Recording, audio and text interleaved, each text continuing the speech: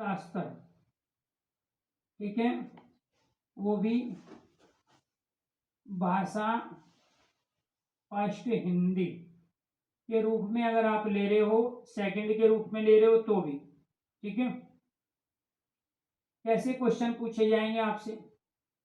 आपसे ज्यादातर जो क्वेश्चन होते हैं वो भाषा अधिगम के क्वेश्चन होते हैं, इसको हम लैंग्वेज लर्निंग कहते हैं। और दूसरे क्वेश्चन होते हैं भाषा विकास के, language development. As a teacher आपके दो ही काम हैं, एक तो जो 1 to 5 या 6 to 8 के बच्चों को आप पढ़ा रहे हो उनके लैंग्वेज लर्निंग कराना है, आपको भाषा का अधिगम कराना है, और दूसरा है भाषा का विकास। अब भाषा का अधिगम उसके मम्मी, उसके पापा, उसका भाई, उसके पड़ोसी या उसका कोई सीनियर वो उससे भी कर सकता है। लेकिन ऑल ओवर पर्सनालिटी डेवलपमेंट जिस प्रकार विद्यालय के अंदर जाकर ही हो पाती है, ऐसे ही भाषा का विकास भाषा के शिक्षक के माध्यम से ही हो पाता है। तो आपको ये ध्यान रखना है, एज ए टीचर हमारी ड्यूटी वहां बच्चों को 1 to 5 या 6 to 8 की हिंदी की पुस्तक पढ़ाना हमारा मोटिव नहीं होता है, वो तो एक छोटा सा साधन है। उस पुस्तक को तो कोई ट्यूटर 500 रुपया लेके भी बहुत अच्छी तरीके से आपसे ज्यादा अच्छी तरह पढ़ा देगा, ठीक है, जैसे कि आमतौर पे बच्चे ट्यूशन पढ़ते हैं। लेकिन स्कूल के अंदर एज ए लैंग्वेज टीचर आपकी जो भूमिका है वो है उसकी ऑल ओवर पर्सनालिटी डेवलपमेंट की। तो वहां बच्चा जो आया है वो सिर्फ भाषा पढ़ने नहीं आया है, वो ऑल ओवर पर्सनालिटी डेवलपमेंट के लिए आया है। और उसकी ऑल ओवर पर्सनालिटी डेवलपमेंट तब होगी जब आप उस बच्चे के अंदर भाषा को विकसित कर दोगे, लैंग्वेज डेवलपमेंट कर दोगे। और लैंग्वेज डेवलपमेंट तब मानी जाएगी जब बच्चा अपनी बात को आपको समझा भी दे और आपकी बात को भी वो समझ ले, अर्थात उसके अंदर जब आप कम्युनिकेशन स्किल डेवलप करोगे, वो भी मौखिक, लिखित और सांकेतिक रूप में, तभी हम मानेंगे कि भाषा का विकास हो चुका है। एक बच्चा बोल तो पाता है, जब लिखने की बारी आती है वो लिख नहीं पाता है, लेकिन जब उसको रोल प्ले करने के लिए कहते हैं तो वहां भी वो अपने आप को सही मैच्योर अवस्था में नहीं पाता है। इसका मतलब है भाषा का विकास नहीं है। केवल बोलने से या केवल लिखने से या केवल अभिनय करने से, बॉडी लैंग्वेज के माध्यम से भाव भंगिमाओं की अभिव्यक्ति करने को हम भाषा विकास नहीं कहते, बल्कि जब मौका मिले मौखिक रूप में भी, जब लिखने का मौका मिले लिखित रूप में भी, और जब अभिनय करने का बॉडी लैंग्वेज के माध्यम से भाषा को अभिव्यक्त करने का मौका मिले, वहां पे भी अगर बच्चा पूर्ण रूप से भाषा को सही सटीकता के साथ अभिव्यक्त कर पा रहे हैं तो उसको कहते हैं हम भाषा का विकास। किताबें केवल अधिगम कराती है, लेकिन ओवरऑल पर्सनालिटी डेवलपमेंट में भाषा विकास की एक बड़ी भूमिका होती है।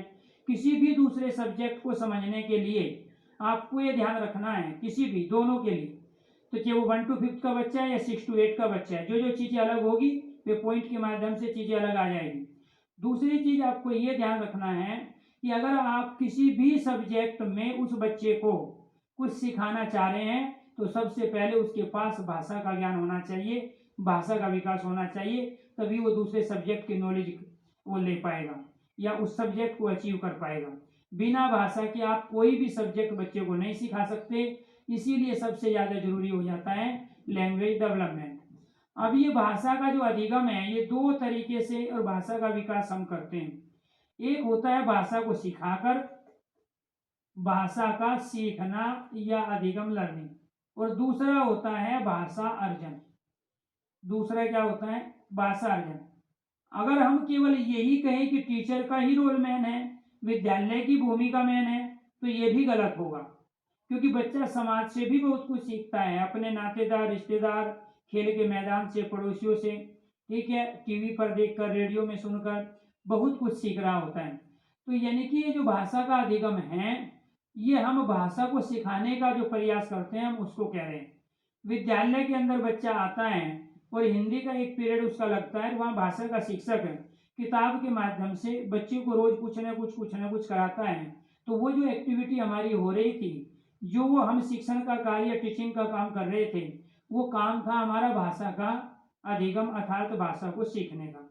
हमने कोई एक चैप्टर्स लिया और वो चैप्टर्स लेकर, ठीक है, उसके बाद वो चैप्टर्स हमने पढ़ाया, बच्चों से भी पढ़वाया, उसका उच्चारण दोष भी सही करवाया बच्चे से, अभ्यास के क्वेश्चन आंसर भी करवाए, उसका केवल इतना ही संदर्भ था, प्रसंग था कि हम केवल बच्चों को भाषा अधिगम कराना चाहते हैं, बच्चे के शब्द भंडार में वृद्धि करना चाहते हैं, बच्चे के उच्चारण दोष को दूर करना चाहते हैं, बच्चे के अंदर पठन कौशल को विकसित करना चाहते हैं, बच्चे के अंदर लेखन कौशल को विकसित करना चाहते हैं। लेकिन जब बच्चा समाज में जाता है 24 घंटे तो विद्यालय रहता नहीं है, वो अपनी बस में जा रहा है, वैन में जा रहा है, आ रहा है, वहां भी बातें कर रहा है, वहां से भी बहुत सारे शब्द ले रहे हैं, बहुत सारे भावों को ग्रहण कर रहा है, बहुत सारे सेंटेंस प्रयोग कर रहा है। तो जो विद्यालय से बाहर जो बच्चा चीजें अचीव कर रहा है उसी को क्या कह रहे हैं हम, भाषा का अर्जन कह रहे हैं। बच्चे को गाली देना किसी किताब ने नहीं सिखाया, किसी टीचर ने नहीं सिखाया, किसी गली मोहल्ले में ट्रेनिंग भी नहीं होती है गाली देने की, फिर भी बच्चा गाली देता है, अर्थात उसने वो समाज से अचीव कर लिया। तो जहां पर चीजें पहले से फिक्स हो, समय फिक्स हो, चीजों का दायरा फिक्स हो, पाठ्यक्रम फिक्स हो, ठीक है, निश्चित जो है समय निर्धारित हो, उसके माध्यम से जो हम हिंदी के पढ़ने पढ़ाने का काम कर रहे हैं वो भाषा के सीखने और सिखाने का काम कहलाता है, वो हिंदी की टीचिंग कहलाती है। लेकिन जहां समय भी फिक्स ना हो, पहले से कोई चीज व्यवस्थित भी ना हो, पाठ्यक्रम भी निर्धारित ना हो, और फिर भी बच्चा ऐसी चीजों से सीख रहा हो, उसको भाषा का अर्जन कहते हैं। तो यहां आपको ध्यान रखना है, समाज भी इतनी बड़ी भूमिका निभा रहा है, उसका घर परिवार मोहल्ला पड़ोस भी, जितना विद्यालय और विद्यालय में पढ़ाने वाले भाषा के शिक्षक बच्चे को भाषा सिखाने में मदद कर रहे हैं। तो इसीलिए आपको ये ध्यान रखना पड़ेगा, हमें भाषा का केवल अधिगम नहीं कराना है, भाषा का विकास कराना है। और विकास केवल सीखने से नहीं होगा, सिखाने से नहीं होगा, बच्चा अपने लेवल पे भी भाषा को अर्जित करेगा, अचीव करेगा। तो लैंग्वेज को अचीव करना भाषा अर्जन, और लैंग्वेज को लर्न करना, सीखना भाषा अधिगम। क्लियर? और ये कब कर पाएंगे हम, दूसरा पॉइंट हमारा ये था, ये कब कर पाएंगे, जब हम भाषा के कौशल बच्चे के अंदर विकसित करेंगे, भाषा के कौशल विकसित करेंगे। कितने कौशल होते हैं भाषा के? 4 कौशल होते हैं। सबसे पहले हमें बच्चे को सुनने की आदत डालनी, सुनना, फिर बोलना, फिर पढ़ना, और फिर लिखना। जब तक ये 4 कौशल हम विकसित नहीं करेंगे तब तक न तो हम बच्चे को कुछ सिखा पाएंगे और न बच्चा समाज से भाषा को अर्जित कर पाएगा। तो हमारा काम क्या है, लैंग्वेज स्किल्स, भाषा के कौशल को सही तरीके से बच्चे के अंदर मैच्योर स्थिति में ले आना। ये सुनना, बोलना, पढ़ना, लिखना क्या है, मान के चलो हमारे पास कोई 3 साल का बच्चा आ गया है, नर्सरी में आ गया, प्रे स्कूल में, हालांकि पहली क्लास में जो बच्चे की एज है नई शिक्षा नीति के अनुसार वो 6 साल के बच्चे को हम पहली क्लास में एडमिशन देंगे। लेकिन अभी कोर्ट में केस पड़ा हुआ है कि वहां पे हम ये कोशिश कर रहे हैं कि 5 साल के बच्चे को पहली क्लास में एडमिशन मिलना चाहिए, लेकिन नई शिक्षा नीति के अनुसार 6 साल का बच्चा ही पहली क्लास में एडमिशन लेता है। लेकिन वो जो पहली क्लास से पहले जो केजी, यूकेजी, एलकेजी और उससे पहले जो प्ले स्कूल में बच्चा जाता है वहां पे भी वो भाषा को सीख रहा होता है। अब कोई भी 3 से 4 साल का बच्चा आता है, वो जरूरी नहीं है कि वो बोलना, पढ़ना, लिखना जानता हो, लेकिन उसके अंदर आपको क्या करना है, 0 से 2 साल का बच्चा, 0 से 3 साल का बच्चा ज्यादातर चीजें सुनता है और 3 साल के आसपास, 2 साल के बाद वो बोलना भी शुरू कर देता है। और किसी भी 2 साल के बच्चे को आप पढ़वा नहीं सकते, आप लिखवा नहीं सकते, या 1.5 साल के बच्चे को आप अच्छा पढ़वा और अच्छा लिखवा नहीं सकते। तो इसका मतलब क्या है, ये जो भाषा के कौशल है बच्चे की एज पर डिपेंड होते हैं, बच्चे के वातावरण पर डिपेंड होते हैं, बच्चे के कार्य करने के तरीके पे डेवलप होते हैं, बच्चे के शारीरिक विकास के आधार पे डेवलप होते हैं।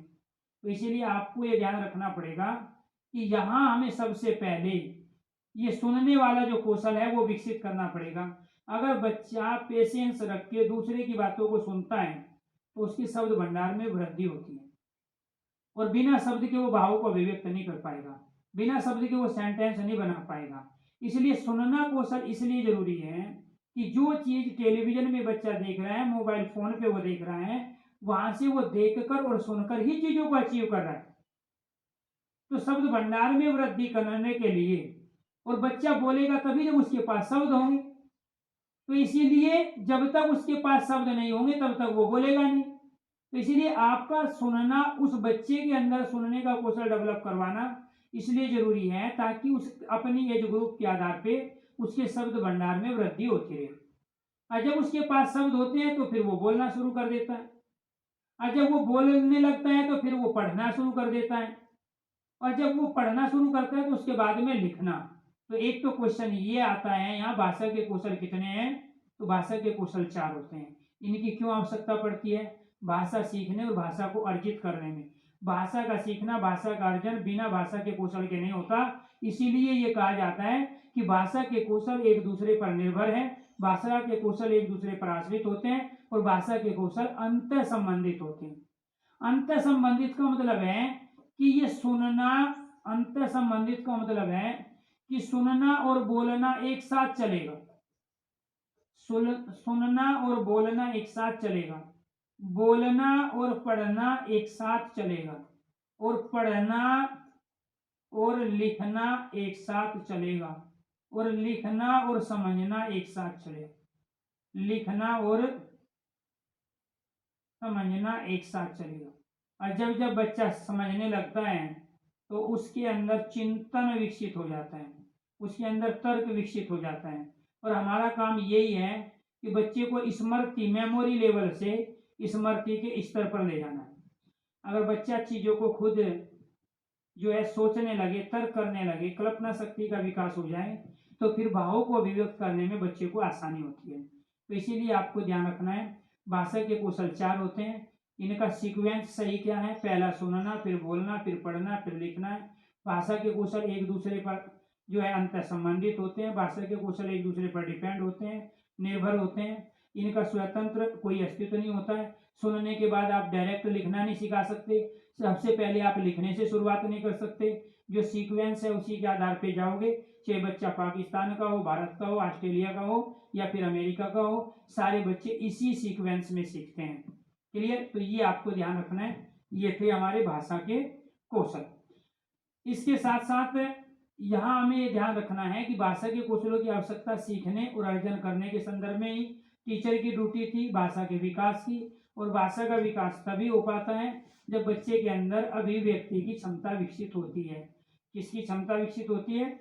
अभिव्यक्ति की क्षमता विकसित होती है। अभिव्यक्ति, अभिव्यक्ति क्या है? Communication skill. अभिव्यक्ति की क्षमता,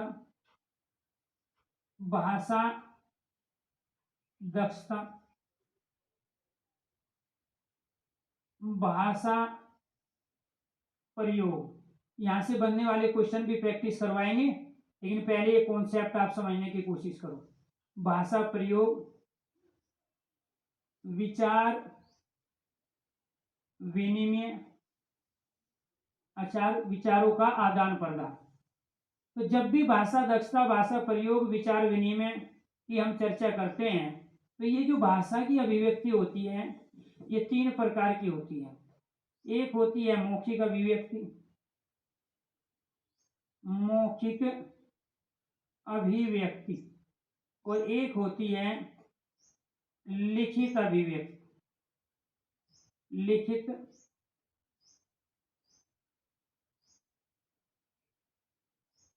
लिखित अभिव्यक्ति, और एक होती है सांकेतिक अभिव्यक्ति, सांकेतिक अभिव्यक्ति। तीनों ही लेवल पर आपको ये ध्यान रखना है, ये अभिव्यक्ति हमें करानी होती है। हम भाषा का विकास तभी मानेंगे जब ये तीनों की तीनों अभिव्यक्ति विकसित हो चुकी है, तब हम कहेंगे कि हाँ बच्चे ने भाषा का विकास कर लिया है, लैंग्वेज डेवलपमेंट हो गया। किसी भी बच्चे की अभिव्यक्ति सांकेतिक से शुरू होती है, सांकेतिक पे समाप्त हो जाती है। जब हम डॉट डॉट दे के बच्चों को सिखा रहे होते हैं कि बेटे ये ए है, ये डॉट दिया, फिर इस पे पेन चलवा रहे होते हैं। क्लियर? जब हमने डॉट डॉट दिया और फिर कह रहे हैं कि बेटे इस पे पेन चलाओ। ये क्या था, ये संकेत दे दिया था हमने। यहां से शुरू होती है किसी भी बच्चे की भाषा की अभिव्यक्ति। ठीक है, ये सबके लिए 6 to 8 वालों के लिए भी, 1 to 5 वालों के लिए भी। ठीक है, भाषा का विकास ऐसे नहीं है वो अचानक 6 to 8 में जाके ही होगा। वो 1 to 5 से शुरू होता है, 6 to 8 की तरफ बढ़ता है। दोनों में वेरिएशन क्या है वो सामने आ जाएगा, टू द पॉइंट। चीजों को चुपचाप आप सीखते रहिए। तो यहाँ दूसरा क्या है, सांकेतिक अभिव्यक्ति। बच्चा बोल नहीं रहा है, शब्द का प्रयोग नहीं कर रहा है, लेकिन बॉडी लैंग्वेज के माध्यम से अपने भाव अभिव्यक्त कर दिए। जब वो रोल प्ले करता है तो वहां बहुत सारी चीजें आप उसकी बॉडी लैंग्वेज के माध्यम से समझ पाते हो। अब मान के चलो कोई आदमी चुपचाप खड़ा है और किसी को देख रहा है, तो भी सामने वाला समझ जाता है कि ये कहना क्या चाहता है, अर्थात ये बॉडी लैंग्वेज के माध्यम से क्या रिएक्ट करता है। तो इशारों इशारों में जो चीजें समझी जाती है वो सब सांकेतिक अभिव्यक्ति ही है। आप किसी को रोता हुआ देखकर रोने लगते हो, वो कारण भी नहीं जानते, वो सब सांकेतिक अभिव्यक्ति का कमाल है। किसी के मुस्कुराने पर आप मुस्कुरा देते हो, वो आपका सांकेतिक अभिव्यक्ति का कमाल है। किसी के हंसते हुए को देखकर आपको हंसी आ जाती है, वो सांकेतिक अभिव्यक्ति का कमाल है। तो किसी भी बच्चे को वर्बली जब तक बोलना नहीं आएगा, कोई गेस्ट आ गया वो पूछ रहे हैं आपके पापा कहाँ हैं, तो कई बार बच्चा छिप जाता है, बताता नहीं। कई बार बताता है कि आप बैठिए और मैं पापा को अभी फोन कर देता हूँ, अभी बुला के लाता हूँ। ठीक है, क्या काम है आप मुझे बता दीजिए, पापा नहीं है। तो वो वर्बली है। जब तक बच्चा किताबों से बाहर की चीजें आपको करनी है, किताब पढ़ाने का काम तो उसकी मदर सबसे अच्छा कर सकती है, उसकी सिस्टर कर सकती है, बच्चे का ट्यूटर कर सकता है, बच्चे का पड़ोसी कर सकता है, बच्चे का कोई सीनियर बच्चा बच्चे के साथ है वो भी आपसे अच्छी किताबें पढ़ा देगा उसको। हमारा काम किताबें पढ़ाने का नहीं, हमारा काम लैंग्वेज डेवलपमेंट करने का है, भाषा का विकास करने का है। और वो भाषा का विकास तभी माना जाएगा जब आप उसके अंदर मौखिक अभिव्यक्ति, आपके पास बच्चे के पास शब्द भी हैं, वो उसका सेंटेंस में प्रयोग भी कर रहे हैं, कोई विषय है उस विषय पे वो बोल पा रहे हैं। लिखित अभिव्यक्ति, जब लिखने को कहा जाए तो लिखे। कई बार वर्बली बच्चा आता है अपने क्लास टीचर के पास या प्रिंसिपल के पास, सर जी मेरे पेट में दर्द है, मुझे घर जाना है, एक बार आप हमारे घर पे फोन कर दो। ये वर्बली अभिव्यक्ति थी। दूसरा क्या है, सेवा में श्रीमान प्रधानाचार्य महोदय, सेवा में निवेदन यह है कि मेरे पेट में दर्द है। अब इनमें जब तक बच्चा सफल नहीं होगा वर्बली बताने में कि उसको दिक्कत क्या है और लिखित रूप में, तब तक हम भाषा का विकास नहीं मानेंगे। कुछ बच्चे वर्बली बोल पाते हैं लेकिन लिख नहीं पाते, कुछ लिख पाते हैं वर्बली अच्छे से प्रेजेंट नहीं कर पाते। और जब तक वो वर्बली और लिखित रूप में दोनों तरीके से वो अच्छी परफॉर्मेंस नहीं कर पाते, तब तक बच्चे की भाषा का विकास नहीं हुआ है। जब उसको रोल प्ले करने के लिए कहा जाए और उसी जो शब्द वो सेंटेंस वो प्रयोग कर रहा है उसी तरह का बॉडी लैंग्वेज भी उसका रिएक्ट कर रही है।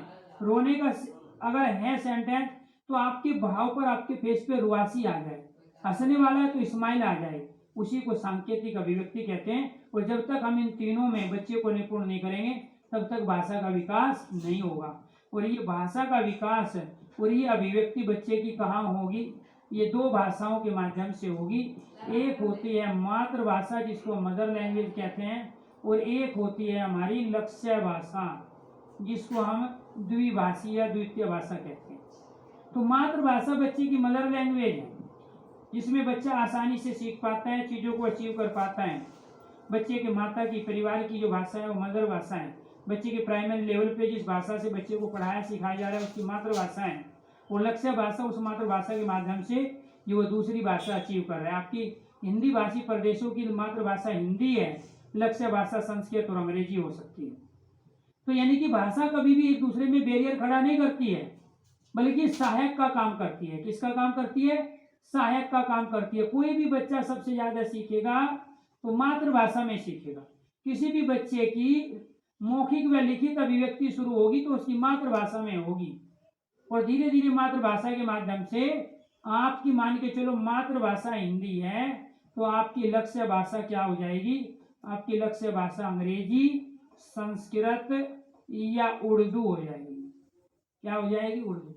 और मान के चलो आपकी यहाँ मातृभाषा उर्दू है तो आपकी संस्कृत भाषा क्या हो जाएगी? हिंदी। और संस्कृत या कोई भी दूसरी लैंग्वेज आपकी क्या हो जाएगी?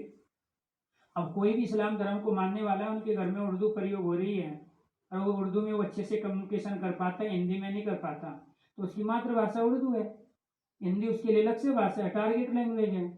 भाषा बैरियर खड़ा नहीं करती है, बाधक नहीं होती है, सहायक का काम करती है। तो इसीलिए हमें 2 भाषाओं को एक साथ लेके चलना है, 1 to 5 और 6 to 8 3 भाषाओं को लेके चलना होता है, क्योंकि भाषा का विकास के बिना बाकी सारे विकास अधूरे हैं। इसलिए प्ले स्कूल में हम शारीरिक विकास की बात करते हैं। जब बच्चा फर्स्ट क्लास में आ जाता है तो संवेगात्मक विकास पे ज़्यादा फोकस होता है, और जब वो सेकंड थर्ड में होता है तो भाषा के विकास पे सबसे ज़्यादा जोर दिया जाता है, क्योंकि बिना भाषा के आप किसी भी सब्जेक्ट को सिखाने में उसमें कामयाब नहीं होंगे। तो दोस्तों आज के लिए इतना ही। बाकी कल की क्लास में हम पेडागोजी के क्वेश्चंस भी लेके आएंगे। पेडागोजी के इन टॉपिक के माध्यम से ही हम चीज़ों को समझने की कोशिश करेंगे और उनके आधार पर बनने वाले सभी प्रश्नों को करने की कोशिश करेंगे। सभी दोस्तों को नमस्कार। उम्मीद करता हूँ आज का सेशन आपके लिए अच्छा रहा होगा। पहली क्लास थी, पहली क्लास में सिलेबस पर डिस्कशन करना, कैसे तैयारी करनी है, आपको ओपलेक्स नहीं होना है, सिलेबस को ज़्यादा लंबा चौड़ा नहीं बनाना है, घबराना भी नहीं है। 15 से 20 दिन का काम है, पेडागोजी समझ लो, ठीक है। लैंग्वेज में किसी एक की पेडागोजी समझ ली तो दूसरी पेडागोजी आसान हो जाएगी। सारा खेल पेडागोजी का है, चाहे 1 to 5 है, 6 to 8। 1 to 5 में 75 क्वेश्चन पेडागोजी के आ रहे हैं, 6 to 8 में 65 क्वेश्चन पेडागोजी के आ रहे हैं, और बिना पेडागोजी के ये सीटेट क्लियर नहीं होता है। तो इसीलिए या तो आप लैंग्वेज पे फोकस करो दोनों पे, या फिर पेडागोजी पे फोकस करो। ये सीटेट को निकालने का मूल मंत्र है। सभी दोस्तों को नमस्कार, धन्यवाद।